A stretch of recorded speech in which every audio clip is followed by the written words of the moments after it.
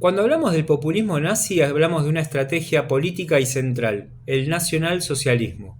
Una forma de construir poder apelando emocionalmente al pueblo, simplificando la realidad, creando enemigos concretos y absolutos, y presentando al líder como el único salvador en un contexto de crisis profunda que en este caso se vive en esa Alemania devastada por la Primera Guerra Mundial y el Tratado de Versalles, de lo cual también tenemos que decir que hay una participación eximia de las potencias que no ven el surgimiento de esta ultraderecha, pero que a la vez no pueden magnificar lo que se viene luego de que la devastada Alemania pudiera en definitiva resurgir. Entonces no fue un populismo social entendido como inclusivo, ni fue un populismo del pueblo, sino que fue un populismo autoritario, excluyente y racista, con un valor de contenido que tiene que ver con los discursos que logran capitalizar la psiquis de los alemanes y que de ahí promueve y produce el contenido social aparentemente exacto o el que la sociedad alemana necesitaba en ese momento. Entonces el populismo nazi terminó basado en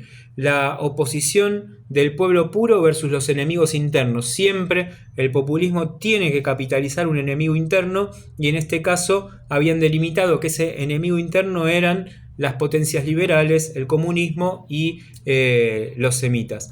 La exaltación emocional por sobre el razonamiento crítico, la identificación directa entre lo que es un líder con la nación y la promesa de restaurar la grandeza perdida. Cualquier gran emperador o cualquier personaje político con aires de poder absoluto entienden que siempre tienen que restaurar una grandeza. El pueblo no incluía a todos, sin embargo, porque hablamos de que era racial ese tipo de búsqueda, era homogénea, no había heterogeneidad y había que ser muy obedientes. Entonces no podemos entender al pueblo como el pueblo alemán de todos, sino que empieza o tiene una raíz muy, muy preponderante en la persecución. El nazismo redefinió, si se quiere, también lo que es el pueblo alemán, ¿no? ¿Quiénes eran parte del pueblo? Los verdaderos alemanes, la raza aria, los trabajadores, los obedientes, los que no tienen nada para decir en contra del Estado nazi. Los excluidos van a ser los judíos, los comunistas, los gitanos, personas con discapacidad, disidentes, gente de color. Entonces, este concepto se apoya en el mito de la comunidad del pueblo, en donde desaparecen las diferencias sociales. Sí, todos obedecen por el mismo ideal nacional. Sí, el conflicto se proyecta hacia enemigos externos o internos. Sí, también. Lo que estamos hablando en realidad es que esa comunidad del pueblo es homogénea. No hay nadie que diga lo contrario, ni pueda decir lo contrario, ni hay un elemento crítico. Entonces, Adolf Hitler se presentó finalmente como la voz auténtica del pueblo, se autopresentó la voz auténtica del pueblo, lo logra a través de esa simbología y esa preponderancia propagandística. Es una figura aparentemente providencial para la sociedad alemana y es el padre protector de la nación, el que logró devolverle el empleo a los alemanes. Aparentemente, el líder no representa al pueblo porque él es el pueblo, entonces se anula la democracia, no hay debate, solo obediencia. ¿Cómo logra ese discurso populista simple y emocional con mensajes cortos, repetición constante, apelación al miedo, pero sobre todo, más allá del miedo, al orgullo y también a la humillación del otro? Y los enemigos claros que ya los habíamos nombrado. Entonces, esa propaganda dirigida por Joseph Goebbels contribuye de manera significativa al aparato populista del nazismo. Entonces, todo esto que en realidad no hay una protesta, no hay derechos igualitarios, no hay lealtad racial ni política, en realidad no era justicia social ni una equidad social. Eso era un control fuerte de la sociedad alemana a la cual teledirigían para decir qué es lo que tenían que hacer.